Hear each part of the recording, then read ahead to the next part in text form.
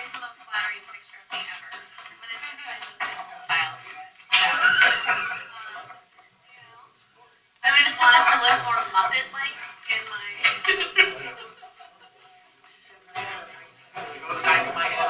Does she have teeth? And then you can only see my eyes as usual.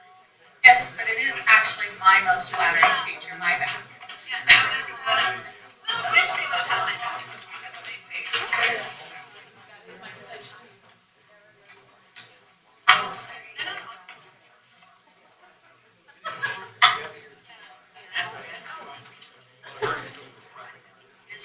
It sounds like guys.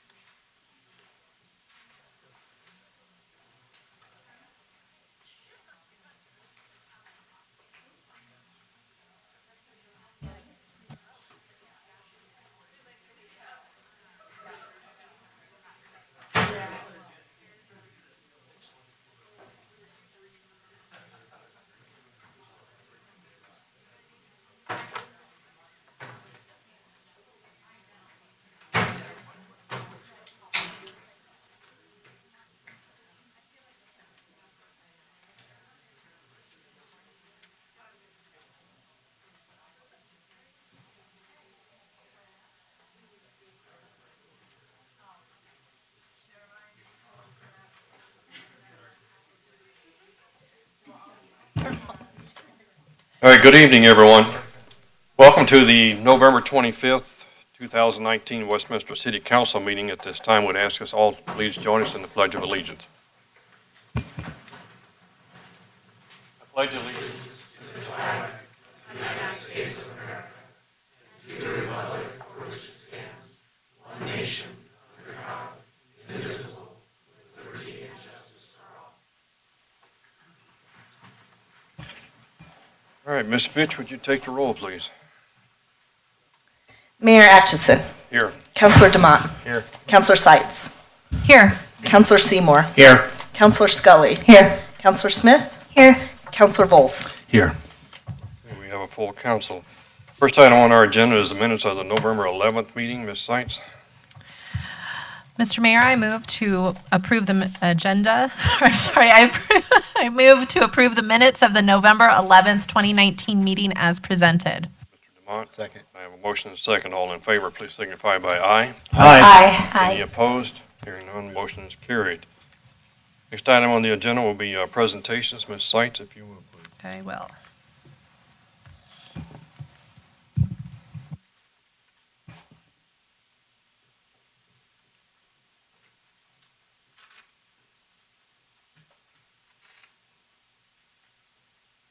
Can I have the members of the business community that are here to accept the presentation come down? And Juliet?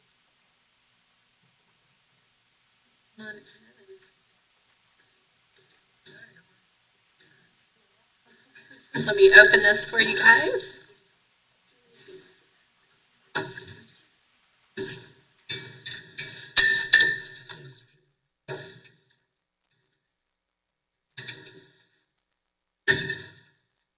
Okay. Can I have each of you introduce yourself real quick?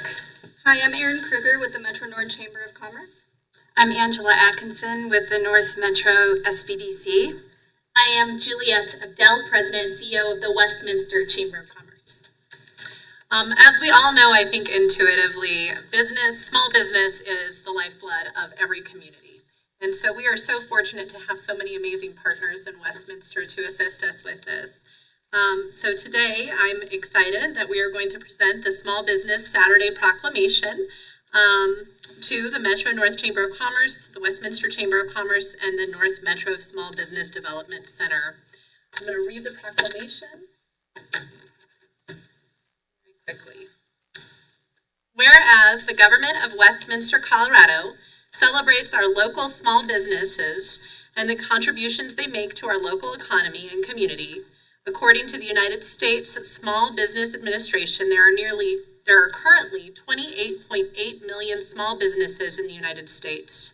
They represent 99.7% of all businesses with employees in the United States, are responsible for 64% of new net jobs created over the past 20 years. And whereas small businesses employ 48% of the employees in the private sector in the United States, and whereas nearly 94% of Westminster's businesses are small businesses who create jobs and spur economic growth, and whereas an average 33% of consumers' holiday shopping will be done at small, independently owned retailers and restaurants, and whereas 91% of all consumers believe that supporting small, independently owned restaurants and bars is important, and whereas 76% of all consumers plan to go to one or more small businesses as part of their holiday shopping, and whereas Westminster, Colorado supports our local businesses that create jobs, boost our local economy, and preserve our neighborhoods, and whereas advocacy groups as well as public and private organizations across the country have endorsed the Saturday after Thanksgiving as Small Business Saturday. Now, therefore, I, Herb Atchison, Mayor of Westminster, Colorado, do hereby proclaim November 30th, 2019 as Small Business Saturday, and urge the residents of our community and communities across the country to support small businesses and merchants on Small Business Saturday and throughout the year. Signed the 25th of November, 2019. So, let's give them a round of applause real quick.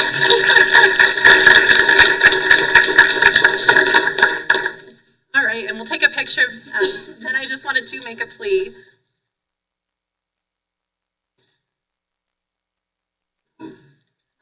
Each of us make a decision every holiday how we want to spend our holiday dollars. And I think if we really understood the multiplier of effect of spending our dollars at a small business in our local community, it would make it a lot easier choice. And while I know clicking on Amazon is easy and you get it delivered, you really can have a huge ripple effect on your local community when you use your dollars at a local business. So I will be shopping this Saturday, and I encourage everyone else to as well. So thank you. And I have one for each of you.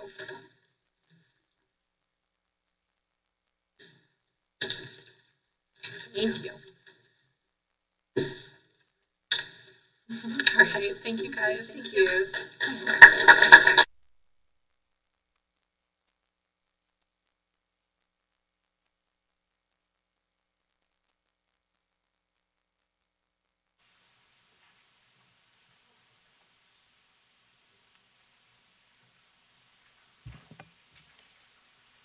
All right, the next item on our agenda tonight is the citizen communications, a period of 5 minutes or less, in which any member of the audience can come forward and speak on the item that they wish to, as long as it is not on an item that is scheduled for a public hearing.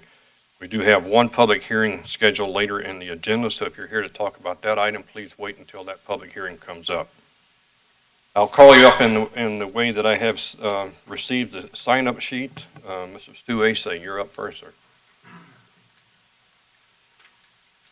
Just a reminder, once you start, the green light will come on letting you know you've started your 5 minutes. The yellow will come on when you have 1 minute left, and the red comes on when your time is up. Very good. Thank you, Mayor, Council. Just want to take this opportunity to congratulate the new council members in the election. Welcome to the Club of Westminster Councilors. Mayor, Council, tonight I would like to touch on a subject that some may or may not know about. It's a product that's used in the plumbing and water supply world. It's something called a backflow preventer. It keeps the potable water separate from the non-potable system.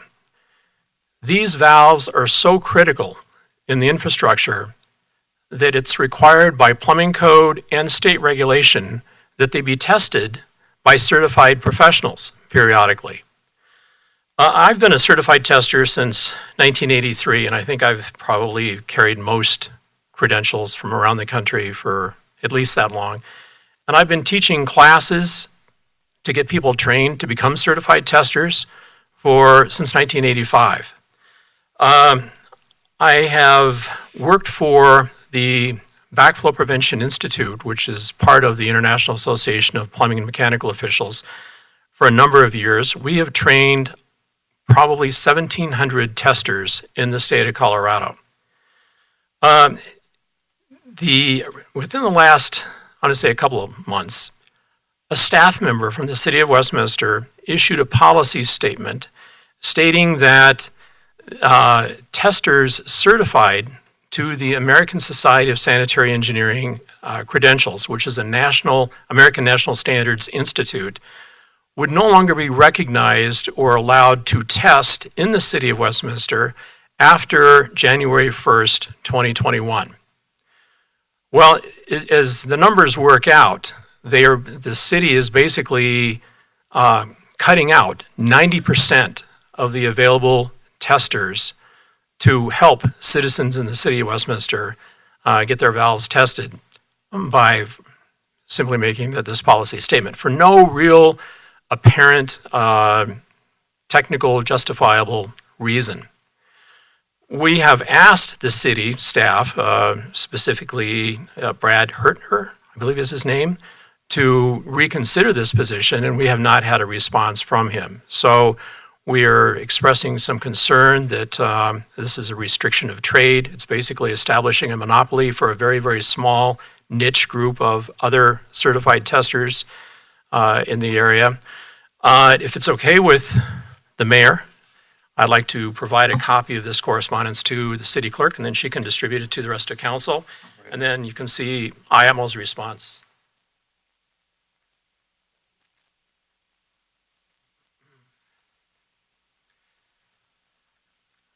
I'd just like to take my remaining time here. If any council member or mayor, if you've got any questions about what is going on, or if I can provide additional information, I'd be more than happy to discuss this, but I'm sure there'll be future conversations. Okay, thank you, Mr. Anderson. We good? Staff will take a look at it, and then we'll have somebody get back in touch. Okay, very good, thank you.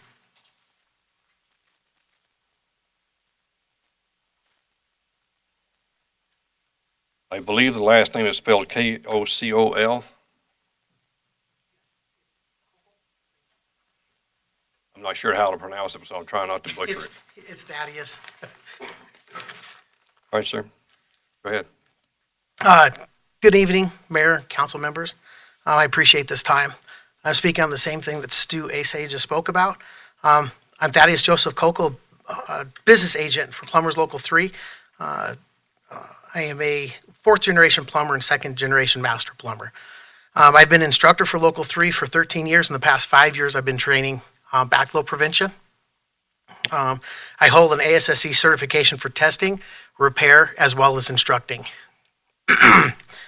Before taking the job in the office that I work now, I tested thousands of backflows out in the field and made sure that all of them were working properly before I walked away from them. And if the repairs need to be made, we made the repairs that were needed to be done. I consider the procedure that we teach and that we work under very important, and if not the most important. Excuse me. Local 3 has been teaching the ASSE procedure since 1998. We currently have 162 certified backflow prevention assembly testers. We don't turn out any of our apprentices without getting that backflow certification, not only for the certification, but for the education so they understand what actually goes into taking care and protecting our water supply. It's very important to take care of it. Local 3 has been instructing the single hose field test since 2006. I think it's a very important field hose test. It's very easy to do, and it's easy to if someone calls and has any questions over the phone, I'm a business agent. I give everybody my business card. They can call me at any time. I can bring them, I can talk them over the phone if they have any issues or any questions at all. It's a very easy procedure to work through, which makes it very accurate and very quick, okay? Once again, I said I give everybody my credit or my business card. They can give me a call at any point during the day. While the rest of Colorado accepts the ASSE method, our members and other ASSE members will have to have another certification to be able to test backflows in Westminster. What will end up turning out to be a cost to the end user that doesn't need to be there. The test is proven and it works well. I'd like to invite any one of you to come down to our testing facility, and I will make time to come through, explain to you exactly what we have. We have a room set up just for testing backflows. It is set up all the time for that. It's, state of the art when it comes to backflow prevention. And if any of you guys want to come down, I'll make myself available at any time. So if you guys wanted to come by during the day, during the evening, just let me know and I'd be there for you. If you guys have any questions at all. Thank you. Thank you. Okay. Rich Gessner.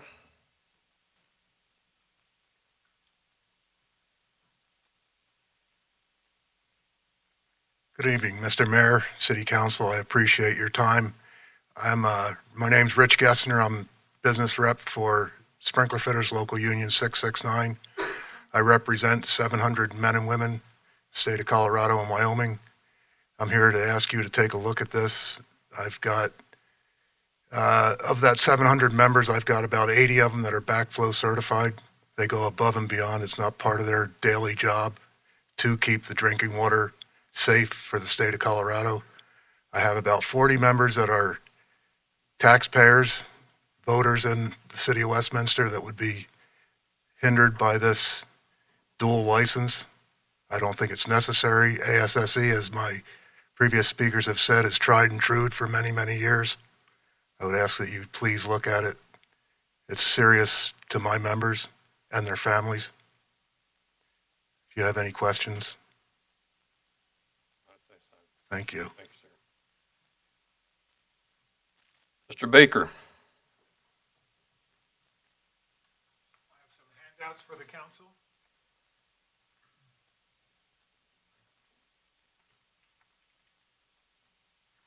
Thank you. Really, my name is Bruce Baker. I'd like to take a moment to really congratulate the members who were elected and re-elected to council. Serving on really council is a wonderful honor, and it's a huge burden. And I hope you remember that you serve all the people of Westminster. The election was not clear on one of the most important things to me, which was the water rates that the city is charging. So in the spirit of our stated goal and the strategic plan of having really collaborative and transparent decision-making, I request the following information because I think it's absolutely vital that we all share the same facts. So these are just 5 requests. I could have many more. But the first one is please share the data that underlines the claim as made in both the Westminster Window and the Denver Post, that sewer flows had increased 40%.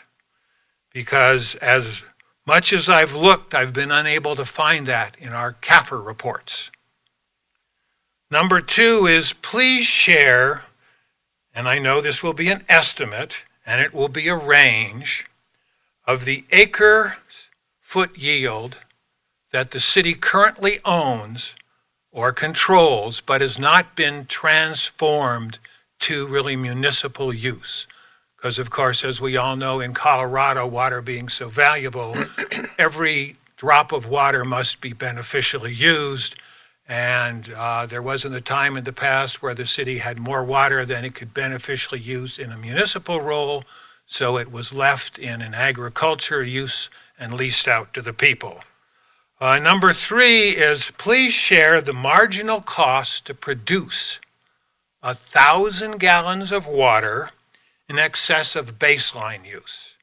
And I'm just assuming that we'd use baseline use for water judged by December, January, and February usage, because that's how we judge sewer usage. So we probably have a baseline usage. And if you use some other method, that's fine. Just show me what was done.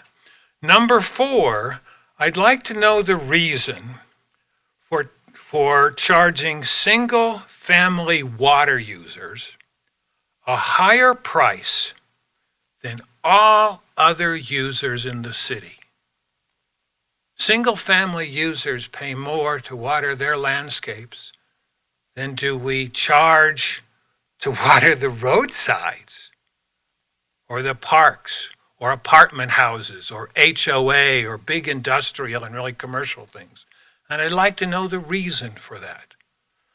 And number 5, and this could be some of the speculation on the part of council, but please share the reasons that Broomfield can provide water to their water users without discriminating between classes of users, apartments, commercial, single family, and without judging by the amount of water consumed.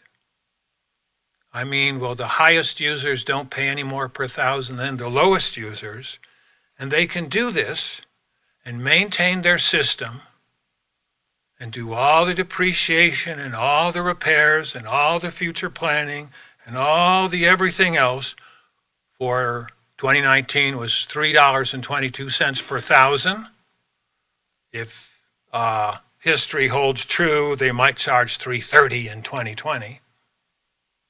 While single-family users in Westminster must pay 2 to almost 4 times as much to take care of their landscapes.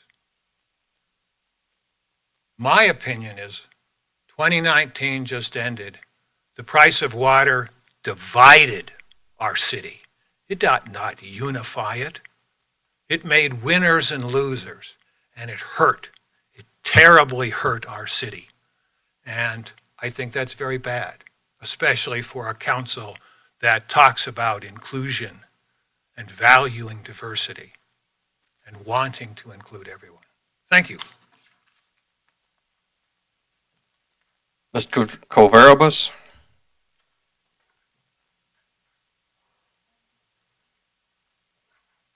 Thank you for your time, Mayor and Council persons. Congratulations on the election. I'm here to speak on behalf of my company, and I left a message with David and Sheila. We have been 14 months on a project that was supposed to take 10 weeks. I've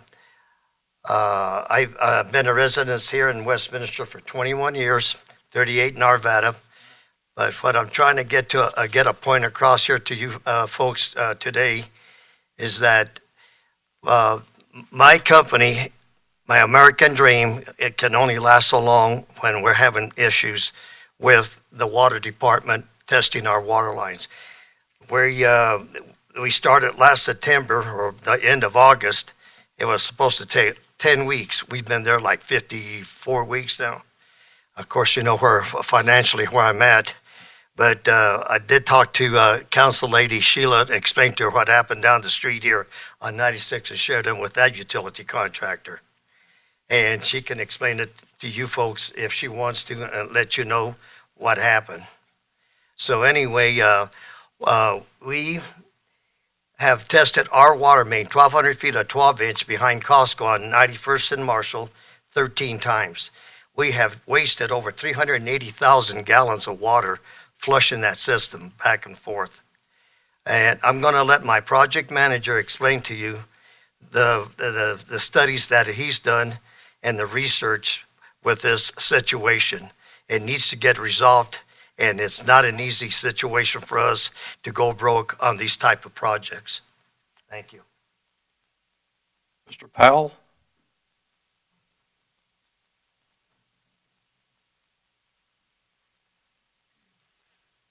Hello, council members. As Phil mentioned, I'm his project manager, and the project that we've been working on here is pretty close by. It's the public storage over on Marshall.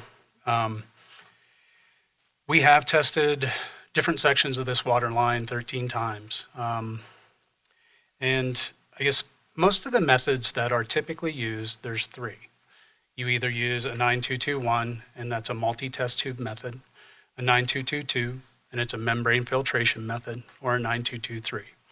And all the water samples that are collected by the city are incubated and then checked to see whether or not there's coliform or E. coli in the water, which are potential contaminants, and that's what the EPA regulates. We have also done our own testing at an independent lab while this process has been going on. We primarily use Colorado Analytical, and we also used industrial laboratories as well.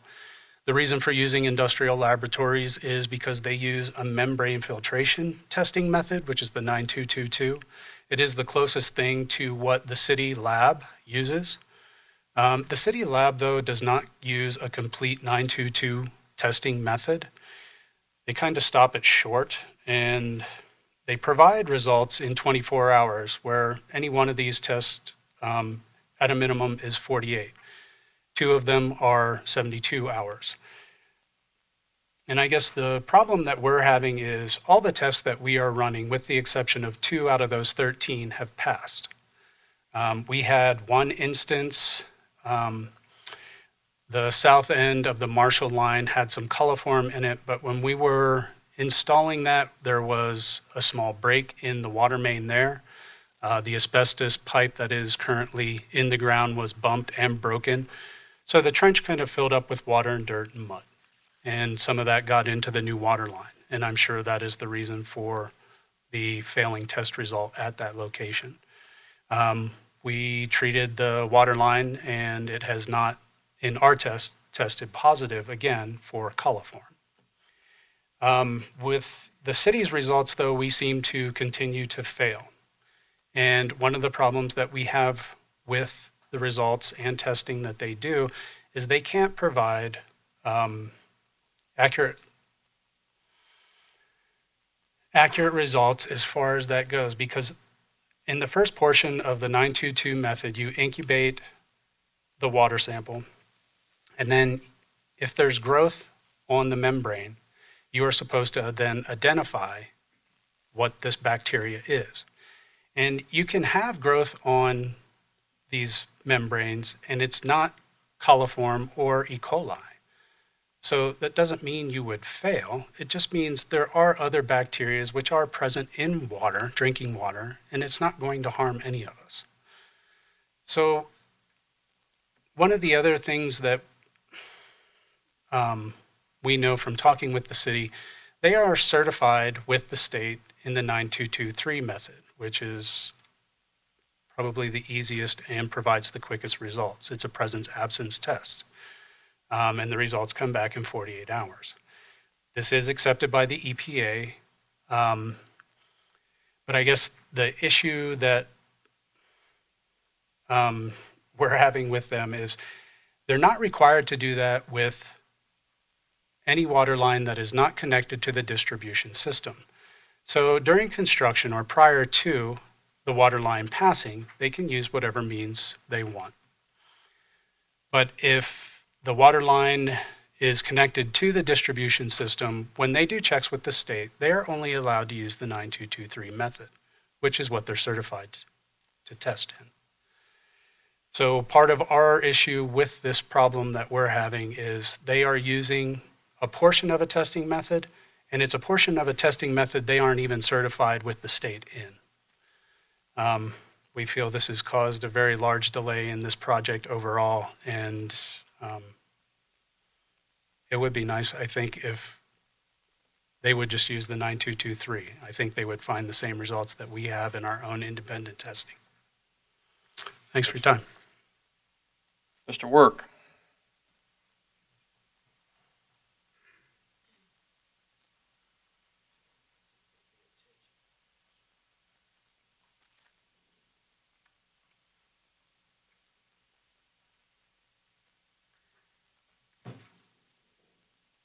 Good evening, Mayor, City Council members. As you guys know by now, my name's Kevin Work. I'm on behalf of Friends of Stanley Lake, speaking on updates of Stanley Lake and trying to get trailered boating back on the lake. Since we last talked, we got a one-sentence email from the Rangers saying that tags that or cables we submitted, they've hacked them. So we had to wait a couple weeks for a meeting, so they were on vacation. And then it turns out at this meeting, they're detectable. So with proper training, their best hacks, we were able to detect them. At first, once we got acclimated on what the new tags look like, then we can then easily use that tag to detect the ones that they were hacking. So my question is, the city, because they were able to put it back together, feels that that's good. It's hacked. It can be beaten. But with the trained eye, it can't. So the question is, what is the threshold to return boating? Because they have not shown us a tag or a cable that has been hacked that we can't identify. And we know the attack points. We know the specific rangers that are attacking it. We've asked them what would make it harder, what can we do to help. And they're not really solution oriented. It's clear they're not trying to help us out at all. They're just trying to keep us guessing. So we're trying to guess for them and making it even more easily detectable, even though right now it is detectable. So we're kind of trying to work those steps out. The last system you had in place for 12 years, it was kind of an open loop system, and there were some flaws in that system. And even though there was some flaws, the lake still remained zebra mussel and quagga mussel free. There was no scare whatsoever. It kind of goes to say something about the boaters that all of them would have been caught by using the system. That brings down all of those cheaters right there. And just you keep getting down to those levels of what's the threshold. You got the fines, the lifetime bans, the state system, the new tagging system, the new cable system. At what point is it good enough for the city, if they're willing to still have kayaks and people walk around in canoes? That's still a very small percentage. We believe with all these new layers, that percentage of boat is now not the major threat to the lake. So that's kind of where we need some help from the city and just identifying what is going to be good enough. If we ask the boaters on why they were cheating, there was no penalty for failure. If they got caught cheating the system before, they just simply got tagged for 34 days. There was a slap on the wrist. There was no penalty. So if you take that out of the way and there is now a penalty and all the things I suggested, that reason for that boater that wants to cheat, it's now gone. It's negated. So it's not there anymore. So we just kind of want the city to realize that you put that in there, if somebody knows there's a speed trap, they're not going to speed. It's not worth them to try and not get radared. And you guys are that's in place for this lake. That's main biggest point is the threshold. I believe we've improved the system greatly. So we're just looking for some help from the city.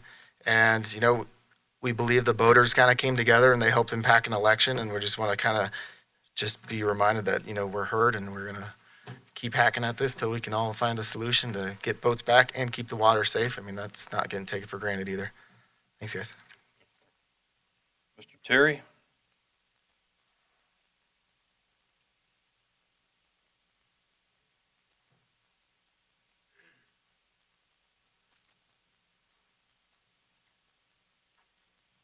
Thank you, Mayor, council members. I'm Britt Terry here with Friends of Stanley Lake, as was Kevin. I'm going to kind of build on some of the report that he gave you back. I did an update last meeting that was, pretty comprehensive. I, at that time, was really feeling like we're running into resistance, right? We're being given the slow boat. That slow boat's going to end at an unhappy solution for 2020. I'll give you one example here. There's a city, Boston, Massachusetts. They hold every year a pretty important running event, massive marathon. They had some horrible activities happen a few years back. I guarantee you that their city came together after those horrible things happened and figured out how they were going to do it the next year. They didn't say we're just going to cancel the Boston Marathon. That would have been unacceptable for such a tradition. All right? Stanley Lake trailered boating needs that same kind of attitude to make 2020 happen, to make 2021 happen, whenever it is, right? we've got to work together on these solutions. I've said that about 100 times in front of this microphone. It's way too easy to just come back and say, oh, no, we've hacked that undetectably. That totally wasn't true. And if you guys really want to believe that, you should go and look at the samples. All you got to do is look at them and you can see they're glued. All right. So we know the system that we want to put in place, and we believe that system can be made very, very, very effective. The old system was pretty effective, and it was pretty close to an honor system. Had a horrible connection mechanism, a horrible tag, and no inspection at all. You just fixed those things, doubled up with what Kevin said, which was jack the lifetime ban and the fine, all those things up. This isn't a big problem, but it is going to take someone, like happened in Boston, that starts with the city manager. It dribbles down to his staff. It comes from you guys, maybe giving them a little nudge saying, we are going to get this done. There's lots of ways to get it done, but it takes somebody who wants to get it done. I believe those people we're working with are kind of hurt that somebody even challenged how they ran the lake for 12 years. They're kind of hurt that when you really looked at it on paper, you kind of have an oh moment where you're like, oh my God, we got lucky. Let's don't get lucky. Let's just do this right. But there are reasonable methods that we should be using to make that happen.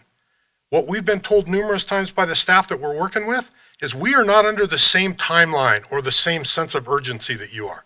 That is just indicative of what their management is telling them. We can't fight through that.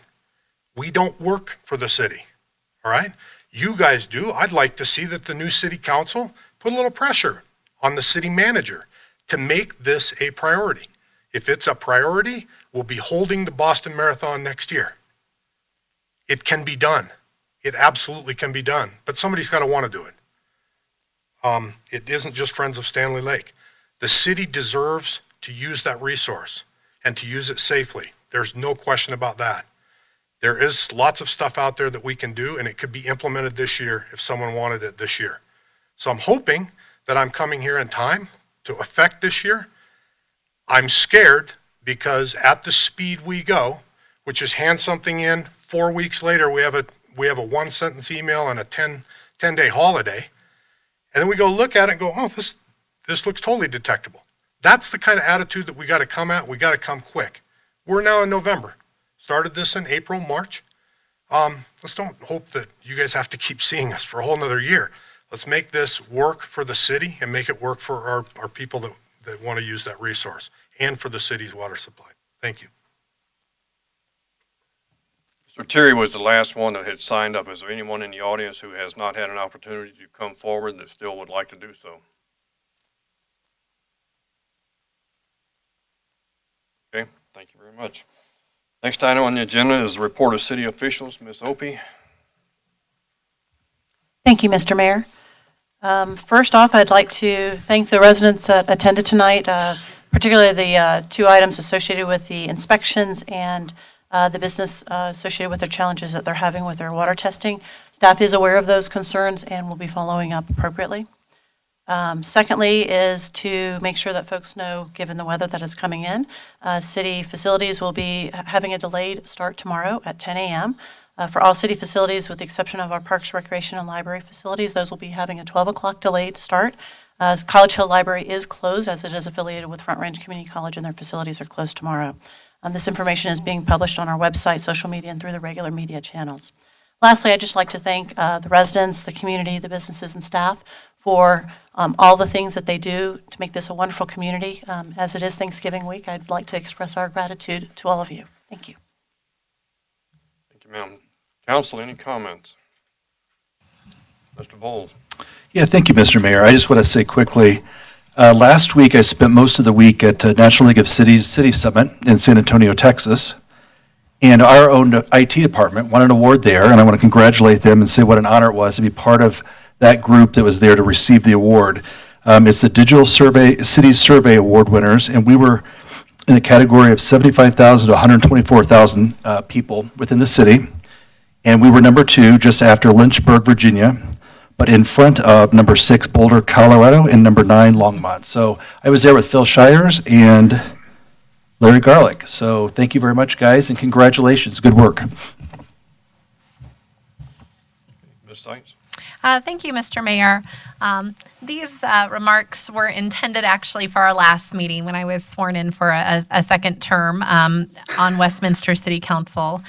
So I do want to say quickly a deep and heartfelt thank you to everyone who helped me through this last election, specifically my family, my wonderful kids, and my husband, Matt, to all my friends, my many volunteers, but most of all to our community.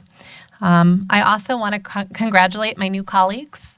I know how hard you worked to get here, and I appreciate that our residents have put their stamp of approval on your term as counselors. I'm excited to work with you. I'm also excited to continue to work with my existing council and to all of the staff. I know all of us together share a true commitment to wanting to improve the quality of life for our residents and being good stewards. I also want to let everyone know that I am committed to working together, whether that's through members of the community, with city staff, or with members of this body, to be a good leader and servant for this community. So thank you. Ms. Smith. Thank you, Mr. Mayor. I just would like to ask, and forgive me for some of my procedural flaws. This is my first time, so I just would like to ask, when is it appropriate to bring up questions that have come forward from public comment, such as Stanley Lake issues that have come up?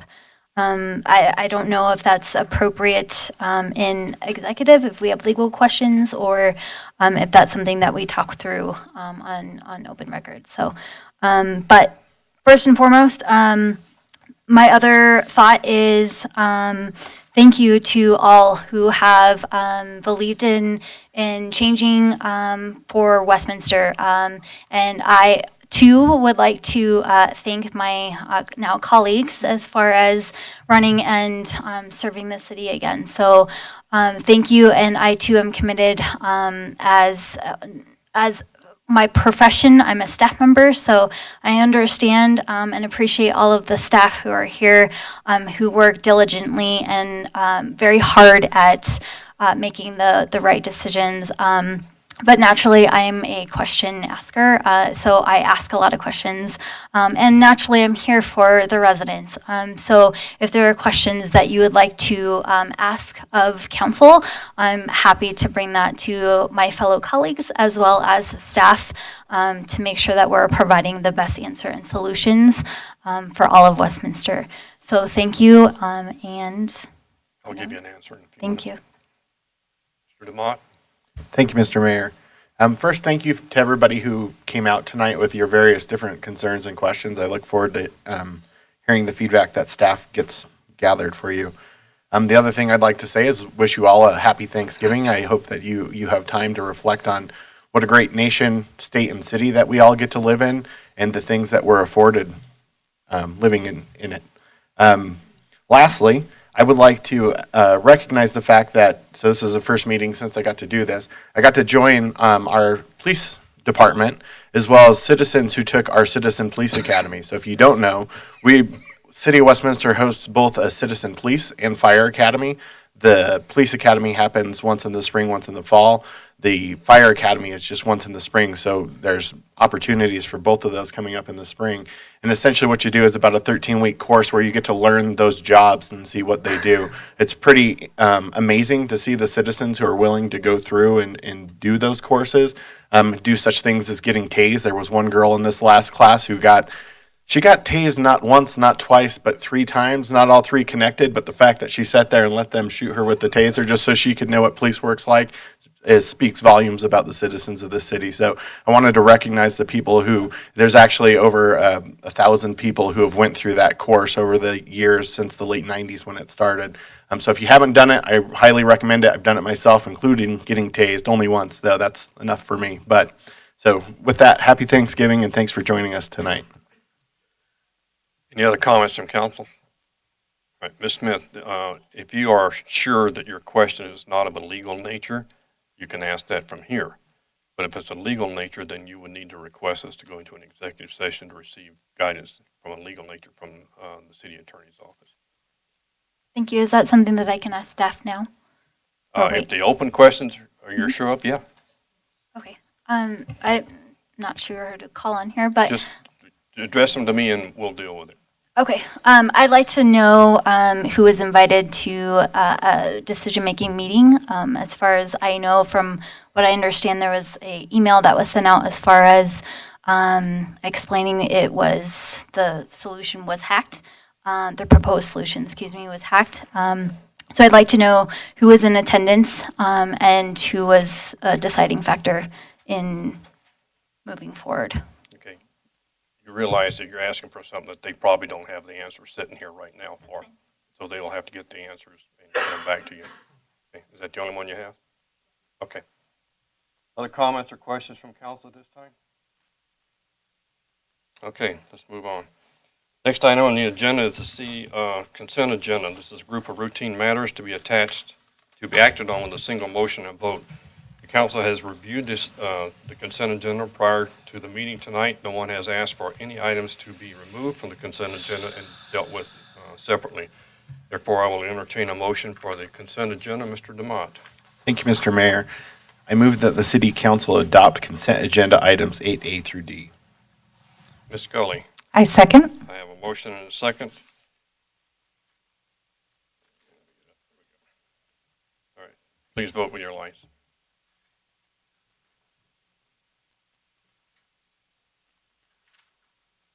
We need one more somewhere. Okay, there we go. All right. Motion carries on a 7-0 vote. Next item on the agenda is item 10A. 10A is a public hearing and approval of the preliminary development plan amendment for West Glen Mall Filing 7, first replat Lot 1A. Good. Hang on just a second, sir, if you will. All right, staff, would you go ahead and give your report first? Thank you. Yeah, I'll introduce you afterwards. Okay. Thank you. Here's my presentation up.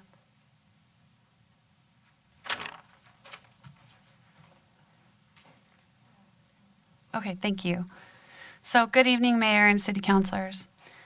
My name's Stephanie Ashman. I'm a senior planner with the current Planning Department, City of Westminster's Planning Division. So tonight I'm here to present to you the preliminary development plan amendment for the West Glen Filing 7 first replat. This area is also known as Brook Hill 5 on some of the monument signs, for those of you that might not be familiar with the specific name.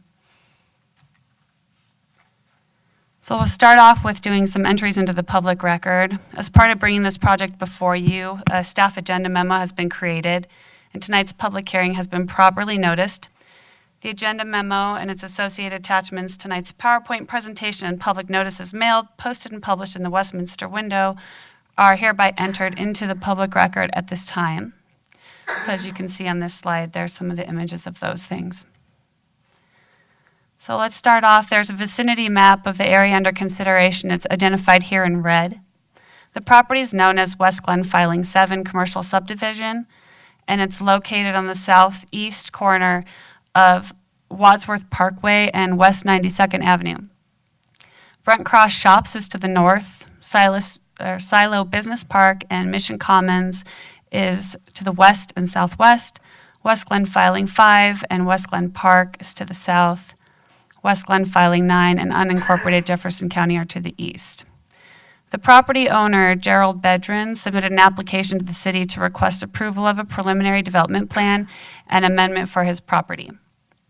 He's requesting to add residential as an accessory land use to the PDP, the preliminary development plan, and bring the PDP into conformance with the comprehensive plan with regards to the Brick Hill focus area vision and the current land use designation of mixed use.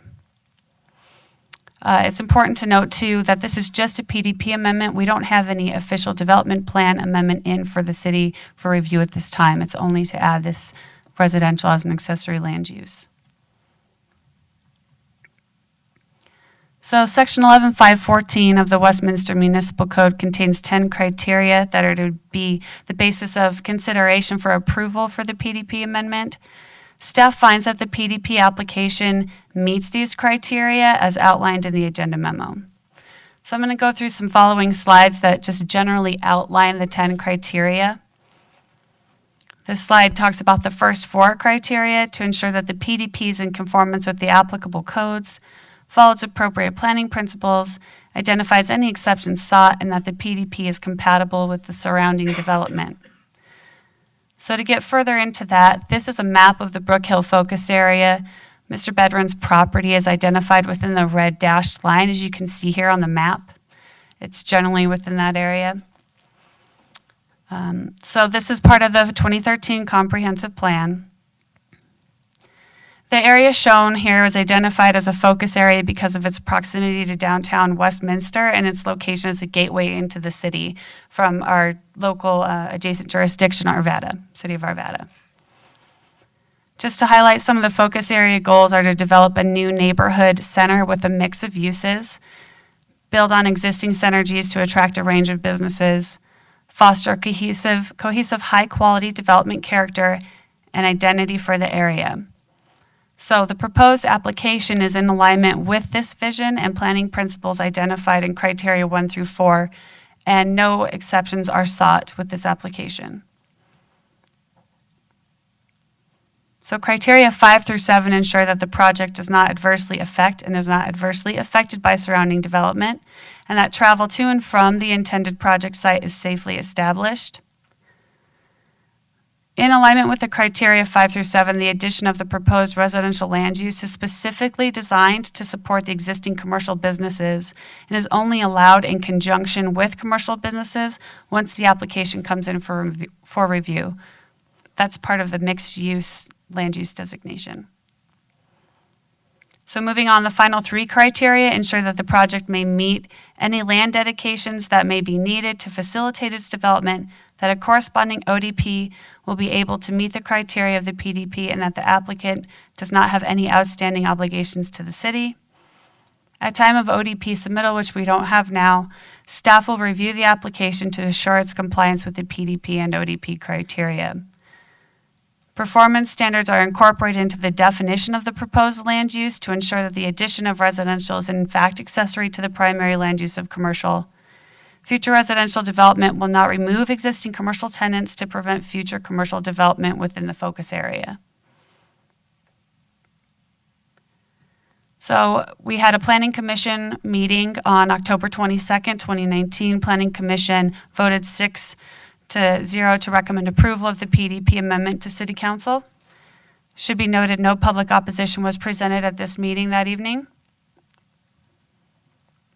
Staff recommendation is to hold a public hearing. That council approve the PDP amendment to West Glen Mall Filing 7, first replat Lot 1A, planned unit development based on the finding that the PDP is generally supported by the standards set forth in 11514 of the Westminster Municipal Code. And this application meets both of the following city strategic plan goals: to be a vibrant, inclusive, and engaged community, and to provide visionary leadership and effective governance and proactive regional collaboration. So this concludes the staff presentation for this evening. The applicant is with us tonight. And he has a presentation to share as well. Does the council have any questions for staff prior to the applicant's presentation? Council, is there any questions of the staff presentation before we bring in the developer? Ms. Seitz? Thank you for this presentation and for the report. It was very well done. I do have a quick question. It does note that that this PDP would be in alignment with the comprehensive plan amendment of 2013, but it's my recollection that this was actually from the adoption of the full comprehensive plan. It wasn't a standalone amendment. Is that correct? Yes, that is correct. Yeah, it was a full rewrite. Thank you so much. Council, any other questions of staff before we bring the developer in, Mr. Bowles? I just have a quick question. So this is one of 5, focus areas. What are the other 4? And how close are they? How close or where are they situated around the city? So 2 of them are, well, one of them is the downtown Westminster. Then we have the TOD Westminster Station. We have the North I-25 corridor, Brook Hill Focus Area, and I'm trying to think of what the last one is. Did I say TOD? I'm trying to think of what the last one is. Church Ranch. That's right. Other questions of council? All right, sir. Would you like to come forward and identify yourself, please? And get your presentation on.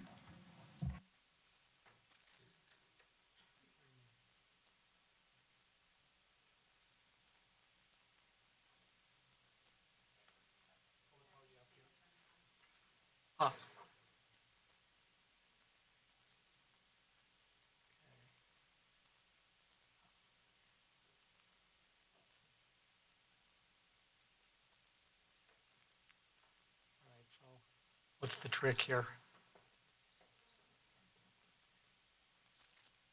Have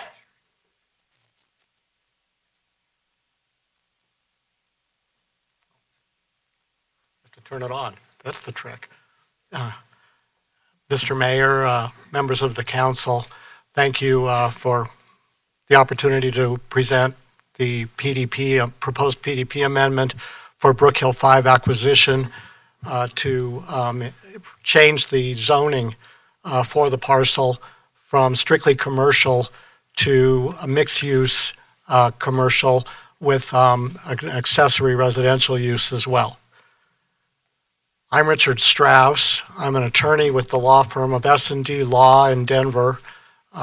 Brook Hill 5 Acquisition LLC, the owner of the property, has, retained my firm to make this presentation to the City Council with the hope that you'll approve our PDP amendment. As Ms. Ashman pointed out, the 2013 comprehensive plan that was adopted by the city identifies Brook Hill 5 acquisition as a focus area. And what the 2013 plan states is that it will provide a framework for accommodating new growth and fostering development trends toward a vertical mix of uses, walkable setting, and higher intensities of development. The emphasis is on mixed-use development. Brook Hill 5 is in the focus area, and as the comprehensive plan of 2013 states, the area is envisioned as a mixed-use neighborhood center with a range of commercial and residential uses. The site is located between 90th and 92nd Avenue and between Wadsworth Parkway and Vance Street.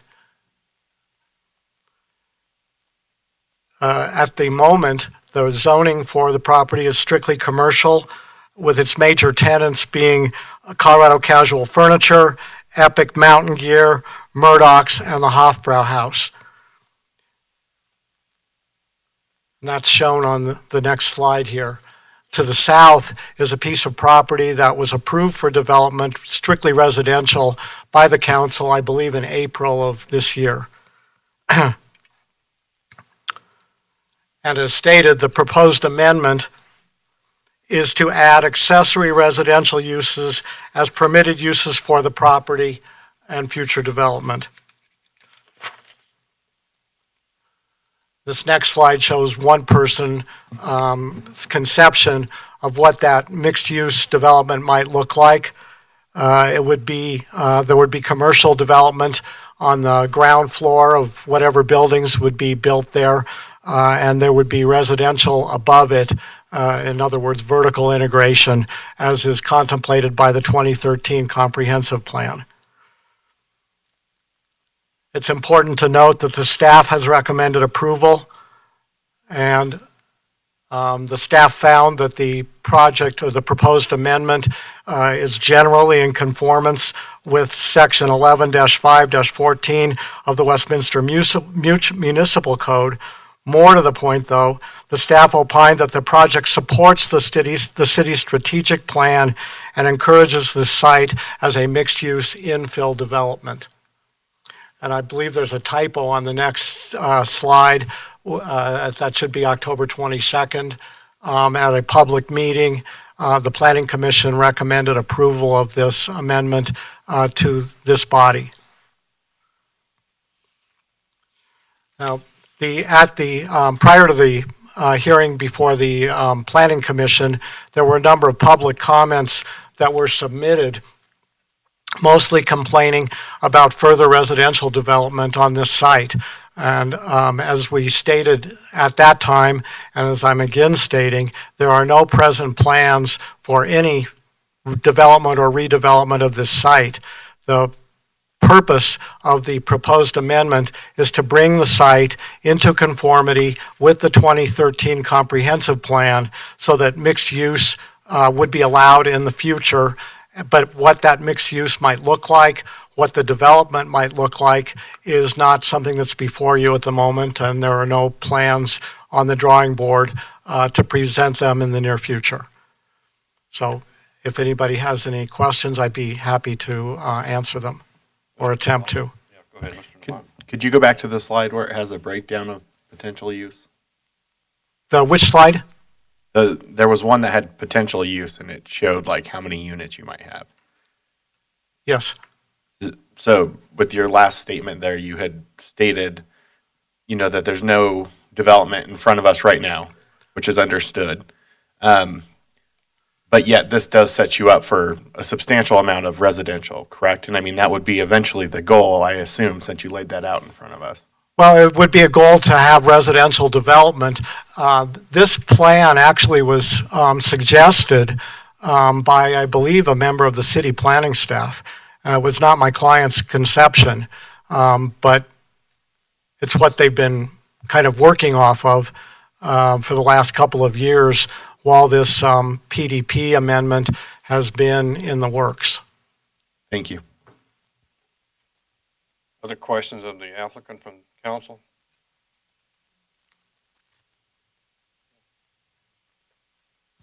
Just ask the question. Thanks.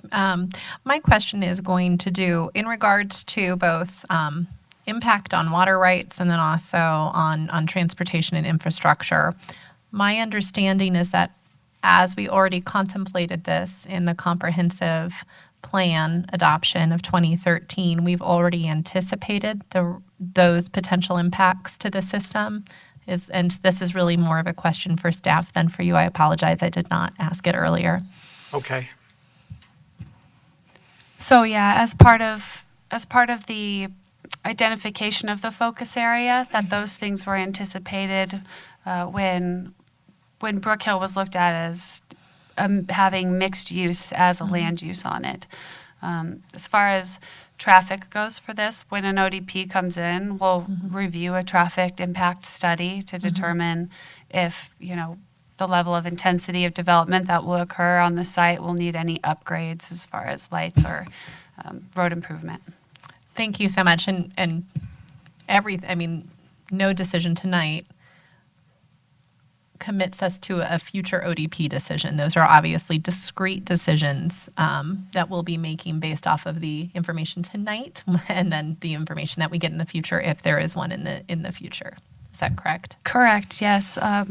Anything that would come in on this site, however, is under the 10-acre threshold, which would be approved or would be reviewed administratively. Oh, okay. Thank you for that reminder. Those are my only questions. If I may just add, the whole range of entitlements issues, such as off-site improvements, infrastructure, water, utilities, density, that whole range of issues are not what we're talking about tonight. All we're talking about is sort of streamlining that process so that this is one step that does not have to be gone through prior to future development. I will ask one further question if it's okay. I want to make sure everybody's clear. This is really this PDP would be getting us in conformity with what's in the comprehensive plan. So for instance, if they wanted to do a strictly commercial redevelopment on this site, they would not be able to do that because it would be out of conformance. Is that correct? Correct. Vertical integration is required with mixed use. So if they were to do that, it would have to be at the ground level, as the applicant has said. Thank you. Mr. Volt. Thank you, Mr. Mayor. I have a quick question. On the slide that's up right now, we have 94 spaces for street parking, and I assume that also will be the ODP section, portion of what we'll be looking at later on, not, this is just a suggestion, right? Correct. Because I have questions about that, but that's not what we're talking about now. Yeah, correct. Right, okay, thank you. Especially for our new members, this is a PDP. Nothing on the technical side of this, so how many units could be there, what could be the layout, none of that comes until we see the ODP. Then all the information that we're talking about is water service, sewer service, street access, any of that is when we have an official project. Right now, this is just getting a land conformity with what the comp plan says. It doesn't mean that it's going to go forward. It doesn't mean anything other than right now we have a piece of property that's out of conformance with the comp plan, and they're asking to fix it. Mr. DeMont, you have another question? Thank you, Mr. Mayor. With what the mayor stated, which is all true, I mean, this potentially then could have a different impact. Like, we're saying that, you know, we had contemplated this in the comprehensive plan, but we don't know at what level we've necessarily, to his point. So this could be very high density at some point that comes before us. Would be my first question. Is that true? The modeling that's shown on this particular slide was really meant to show the intent of future development based on the FAR for this site. It's not precise, but it's really meant to show what could be the maximum. So we don't want anyone to rely on this. When we move forward with the ODP, there's probably going to be differences in what we're actually going to see there. It is an administrative review because it's under the acreage threshold, but the criteria is very similar, and we look at that criteria the same way you would, but at a staff level, and it will look at the very specific transportation connections. It will look at the water situation, and we'll make sure that it's in compliance with that code as you would. Which is understood, but still, I mean, my point is exactly what you just stated. So it's we don't know. I mean, is really the answer. You don't know what you're going to put there. And I've seen, since I've been on council, there have been other times where something has been contemplated in the comprehensive plan that density goes up or down. I mean, so I guess the point is I do have concern about water, and I'm trying to flush through those, both water and traffic. And although we don't have, you know, exactly what this is going to be laid out, we are putting a building block in place that allows residential. And so that's kind of my concern. And I guess one of the things that kind of raises, and the applicant stated that this was a staff recommendation. So if staff is recommending it, is it just simply to come into compliance with the comprehensive plan? Or what is it that staff is envisioning with this? Or do we know that? Do you want me to? The intensity of the development, we can meet the water, and we can meet the major transportation network needs. With the very specific proposal is when we get into the nitty-gritty details of does this access point work within the site. So we can accommodate this particular intensity of development with the comp plan and with this proposal based on the criteria that we're looking at now. Water supply, yes. Transportation major network, yes. Does that help? It does. Does what you, but I mean, so it could go up if they requested more again. But is this the I mean, where's the threshold where we have to have a conversation? Because you said some of this could be done administratively. So well, the ODP would be administrative because the threshold is 10 acres. Okay. So that would be administrative. This particular PDP requires your approval in compliance with the comp plan, and we find it in compliance with the comp plan, and the comp plan is when we looked at major transportation networks and water supply.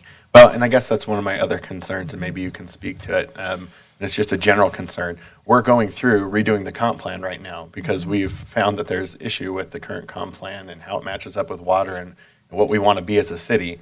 So, you know, I feel like we're, you know, moving. The concern, I guess, would be moving the goalpost when we're trying to figure out what the goalpost is. So, you know, I don't know how you speak to that, and I think that's going to be a continuing problem with whatever comes before us until we've, you know, nailed that down. So until we have an update. Yeah, how does this impact that if we make this change? So the same staff members that are participating in the comp plan update are also participating in the review for comp plan amendments and PDPs as we're moving toward that update.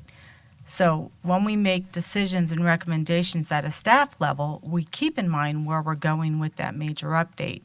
And this is in compliance with where we're going with that update. And it's also in compliance with the 2013 plan for this particular proposal. Thank you. You're welcome. Before we open up more questions, let me clarify something for all of us. Remember, this is a layout that the staff did. This is not something that was submitted by the applicant saying this is how they want it.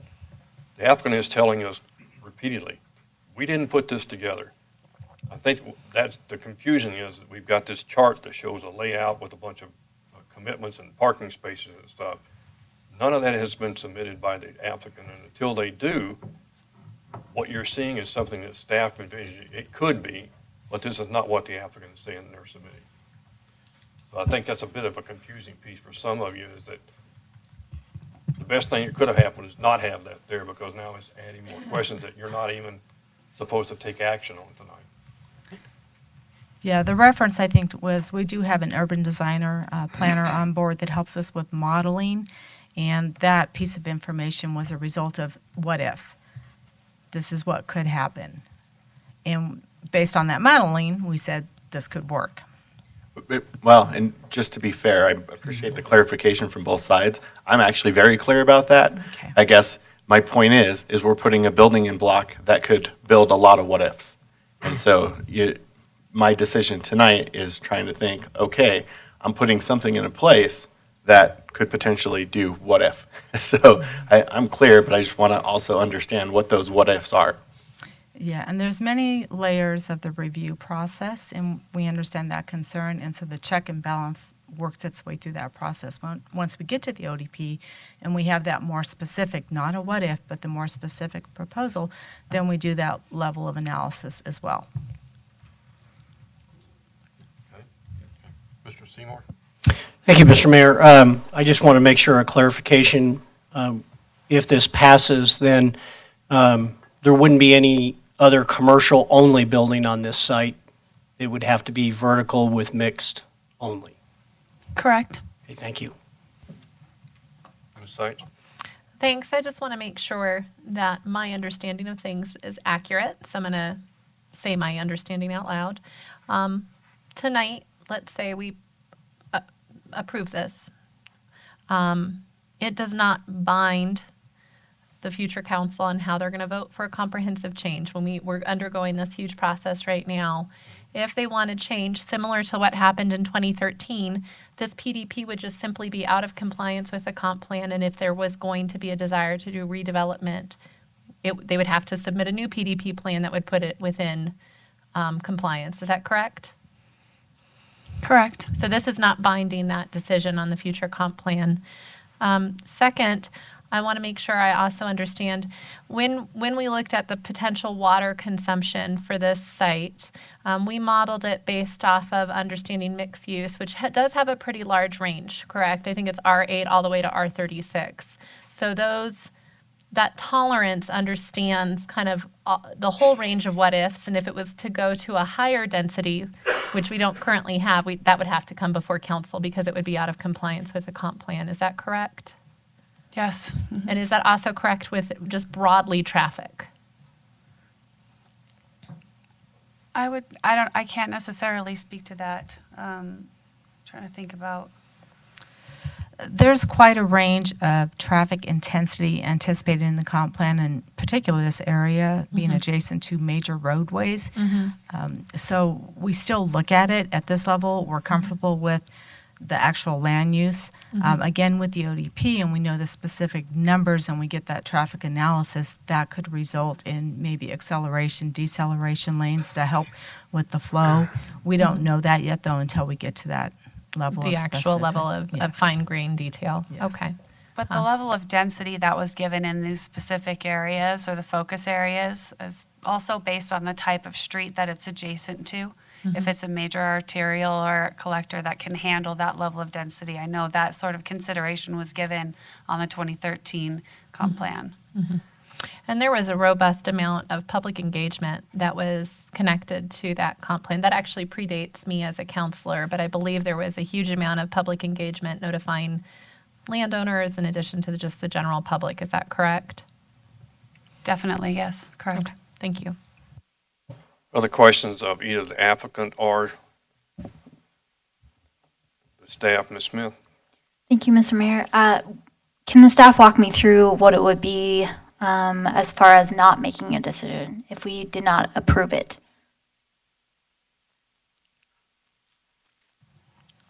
So if you didn't want to approve the ODP amendment the PDP amendment this evening, we would go back to possibly redesigning the PDP to come back with something that would be a different proposal before you. I don't necessarily know what that would be.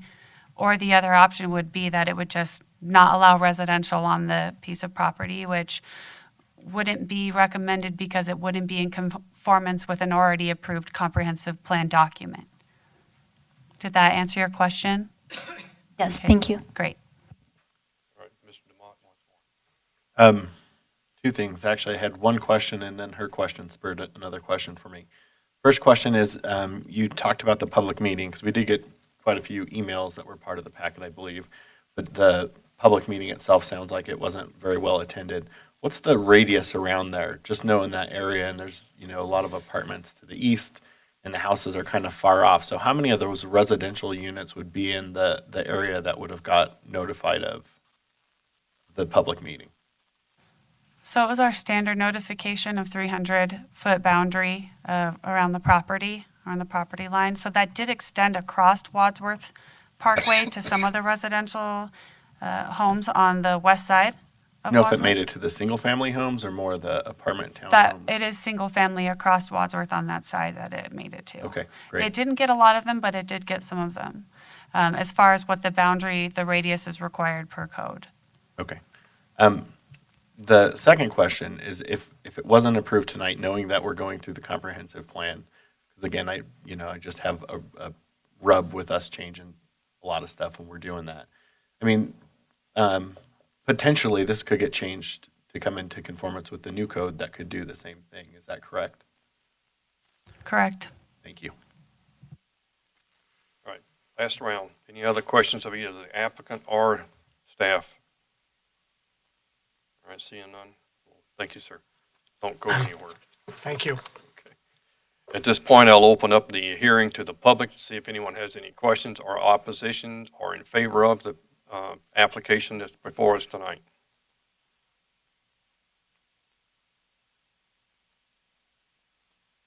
Okay, seeing none, we'll close the public hearing. And at this time, I will ask the council to take action on item A2 on the request for a preliminary development plan amendment. Ms. Sykes? Thank you. I move to pass Councilor's Bill number 44 on first reading, providing us, I'm sorry. I move to approve the preliminary development plan amendment to West Glen Mall Filing 7, first replat, Lot 1A, planned unit development. Ms. Scully? I second. I have a motion and a second. Is there any other discussion by council at this time? Ms. Smith, you have a question? Yes. Can I have an answer from staff as far as in the emails that were sent to, I believe it was Stephanie, there was a response saying you can come to the public hearing. Was there ever I didn't see a date attached to the public hearing. It was just offered as a choice for comment. Were any of those residents followed up with as far as when the date of the hearing would be? At the time, there was not a hearing scheduled yet. Essentially, what we did create for resident outreach was a website that answered all the questions, the FAQs that they had, and then followed up with posting that to the social media where all these questions were streamed. So there was a lot of questions, and so that's the general way that we were able to do the vast amount of outreach to get back to that group of citizens that were asking those questions at that time. And then we just followed the standard outreach procedures for notification that I alluded to, I think, within the second slide of my presentation, which is property posting, going to the Westminster window, and I believe that there was follow-up also within social media as well. The members that had emailed specifically, they weren't reached out to specifically saying the public hearing would be such and such date? No, not specifically back to them. Thank you. Other questions? Other comments? So, sorry, I apologize, didn't jump the gun there. I'm going to be voting in support tonight for a few reasons. First and foremost is the PDP. It's the first reason given in our criteria. It'll actually move this in conformance with the city's comprehensive plan and all respective codes, ordinances, and policies.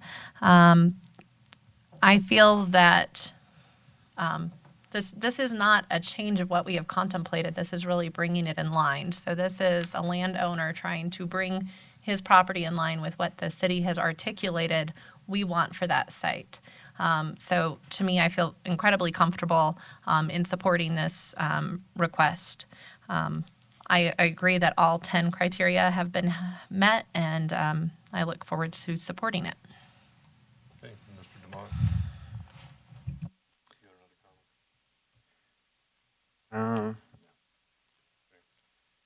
All right, ladies and gentlemen, we have before you a motion and a second for item 10A2. Mr. Mayor, Yep. before we vote. Sure. I'm skeptical of it, to be honest, but I'm going to vote yes on it, and I understand all the reasons. But I would like to at least share my skepticism so that it can be carried forward as we go through this process, because I definitely, could be very critical whatever comes forward with this. I do have concerns about density there. There's just recently the apartments that were approved where the Builder Square is, which is, I think, a welcome change that from a empty Builder Square that I've heard complained about myself for many decades. But there's a certain cadence which I think that we should move so that we're making sure that, that doesn't get overwhelmed with too much density.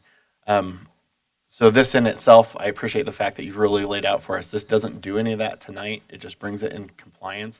I do have a little bit of a rub. Hopefully we can move along with that comprehensive plan.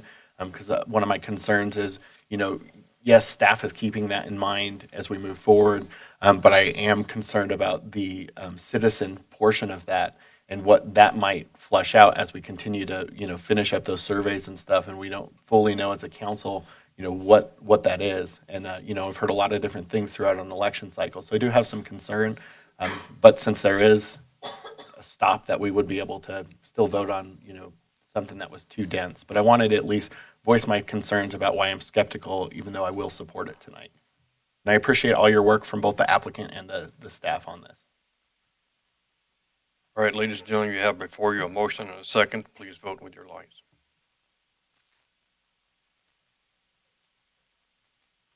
And the motion carries on a 6-1 vote.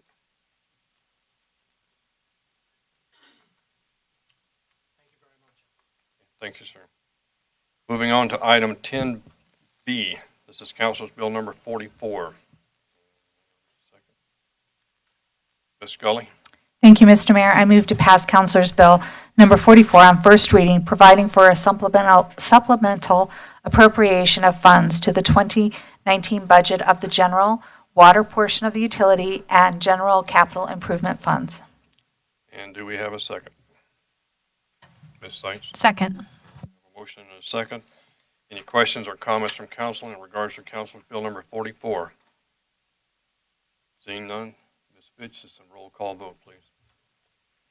Mayor Atchison. Yes. Councilor DeMott. Yes. Mayor Pro Tem Sites. Yes. Councilor Seymour. Yes. Councilor Scully. Yes. Councilor Smith. Yes. Councilor Volz. Yes. Button so that can be recorded visually. Okay, thank you. There we go. And that motion passes on a 7-0 vote. Next item is 10C. This is Council's Bill number 45. Ms. Scully. Thank you, Mr. Mayor. I move to pass Councilor's Bill number 45 on first reading, authorizing the city manager to execute an economic development assistance agreement with 3100 West 97th Avenue, LLLP, for St. Mark Village in a form substantially the same as presented. Ms. Seitz. Second. I have a motion and a second. Any discussion by council? Mr. DeMott. Thank you, Mr. Mayor. I just want to put on the record why I'll be voting no against this. If anybody paid attention to the hearing where they approved the development that's going to be at the St. Mark Village, I had some issues with it around traffic, parking, street safety. So there were some different reasons. So I would find it inconsistent with my own positions if I voted yes to fund something that I voted against the development itself. Although I do think affordable housing obviously is a problem in the whole metro area. I just didn't think this project was a good fit for that area, as good of a project as it might be. Mr. Vold. Yeah, thank you, Mr. Mayor. I had a question. When did we know the details of this economic development assistance agreement? And why wasn't that more as a package with the previous development we were talking about it? Ms. Grafton. Thank you, Mayor. Jenny Grafton, Housing Policy and Development Manager. The answer to that is that the cost, we try to tailor an economic development assistance agreement very closely to the actual costs of the project and then what the financial gap is. And as we continue to work through the various land use processes that were before council, that continued to refine the cost of the project. So the final numbers that went into the economic development agreement proposal were based on those final changes. I guess then my follow-up would be, what can we do in the future to know a little bit more while we're doing the previous discussions like we did on this one? We had 2 full nights of full house, everybody in town was here. How do we couple that more closely where we know a little more closely what the economic development might be while we're also making determinations like we did before? So council will recall this project was probably somewhat unusual in that it experienced a number of delays connected with our sewer moratorium.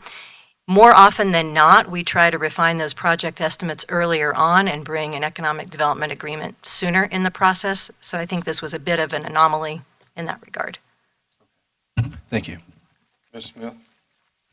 Thank you, Mr. Mayor.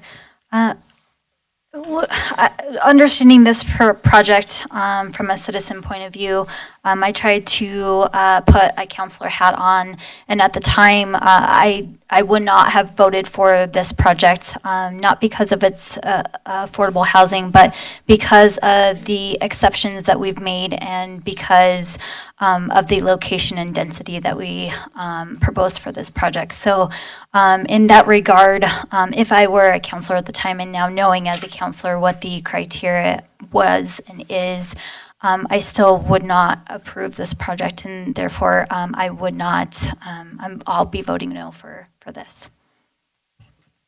Mr. Andrews, did you have a comment? Any other comments or questions from council? This is a roll call vote, so Ms. Fitch, go ahead. Mayor Atchison. Yes. Councilor DeMott. No. Mayor Pro Tem Sights. Yes. Councilor Seymour. No. Councilor Scully. Yes. Councilor Smith. No. Councilor Vols. Okay, I'm missing one. There we go. Okay. Yes. The motion passes on a 4-3 vote. Next item on the agenda is resolution number 25. Ms. Smith? Or you want to make any motion? You don't? Okay, Ms. Seitz. Thank you. I move to adopt resolution number 25, allocating up to $541,321 in the city's Home Investment Partnership Act fund balance towards the St. Mark's Village Affordable Multifamily Housing Development. Ms. Scully. I second. I have a motion and a second. Is there any discussion on this item by council? Seeing none, this is also a roll call vote. Ms. Fitch? Mayor Atchison. Yes. Councilor DeMott. No. Mayor Pro Tem Sights. Yes. Councilor Seymour. No. Councilor Scully. Yes. Councilor Smith. No. Councilor Vols. Yes. Okay. Again, the motion carries on a 4-3 vote. Next item on the agenda is resolution number 26. Ms. Scully? Thank you, Mr. Mayor. I move to adopt resolution number 26, authorizing the city manager to sign a First Amendment to the purchase and sale agreement with Westminster SP LLC for lots 1 and 2, Block 1, Westminster Station filing number 1, in substantially the same form as presented. Mr. Seymour? Second. I have a motion and a second. Is there any discussion by council? This is also a roll call vote. Ms. Ms. Fitch? Mayor Atchison. Yes. Counselor Demott. Yes. Mayor Pro Tem Sights. Yes. Counselor Seymour. Yes. Counselor Scully. Yes. Counselor Smith. Yes. And Counselor Vols. Yes. And motion carries on a 7-0 vote. Next item on the agenda is the recommendation of the city manager for negotiated rates for library material. This is item 10F. Mr. Demott? Thank you, Mr. Mayor. I move based on the recommendation of the city manager to determine that the public interest will be best served by utilizing negotiated rates for purchase of library materials, electronic resources for the Westminster Public Libraries for the grand total not to exceed $825,000 for 2020 for the following vendors: Baker and Taylor not to exceed $300,000, Midwest Tapes not to exceed $100,000, Colorado Library Consortium not to exceed $100,000, Overdrive not to exceed $150,000, Gale, Cengage Learning not to exceed $100,000, and TechLogic not to exceed $75,000. Ms. Scully? I second. I have a motion and a second on item 10F. Is there any comments or questions from council? Seeing none, ladies and gentlemen, this is a vote with your button, please. And the motion carries on a 7-0 vote. Next item is a move to ratify the expenditures of the low bid vendors Envirotech Services. Mr. Demott? Thank you, Mr. Mayor. I move to ratify expenditures with the low bid vendors Envirotech Services, Inc. and Central Salt LLC for the purchase of de-icing materials in 2019 in the amount of $65,068. Ms. Scully? Second. I have a motion and a second on the first part of 10G. Is there any comments or questions from the council on item G1? Seeing none, this is a vote with your buttons, please. And the motion carries on 7-0 vote. Mr. Demott, part 2, please.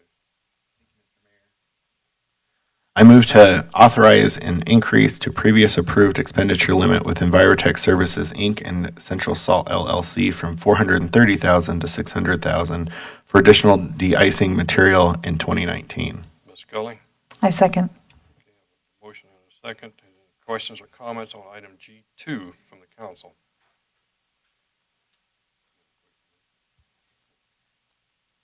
All right, this is also a vote with your buttons, please. And the second part of this motion carries on a 7-0 vote. Mr. Demott, if you would please finish it up.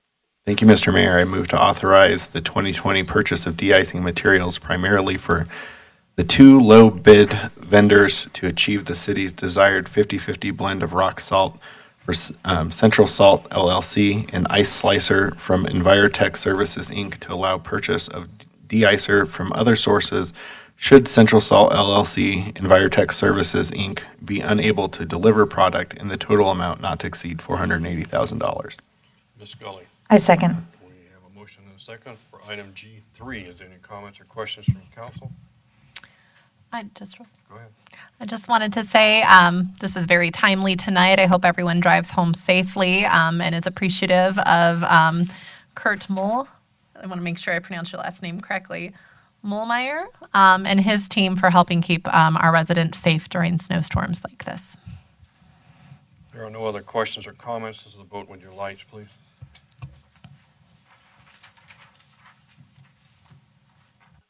Motion carries on a 7-0 vote. Ladies and gentlemen, the business before the council is concluded, but I will ask you to stand by for just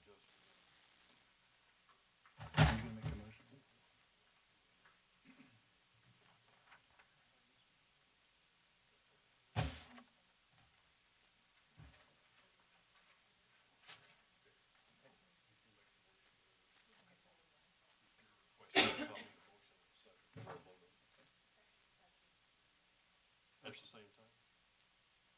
You want this one or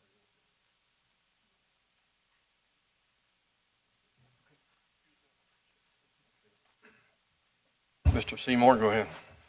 Thank you, Mr. Mayor. Make a motion to enter an executive session with the city attorney for the purpose of receiving legal advice concerning the Stanley Lake Recreational Intergovernmental Agreement pursuant to CRS Section 246-4024B and Section 1111 3C3 of the Westminster Municipal Code.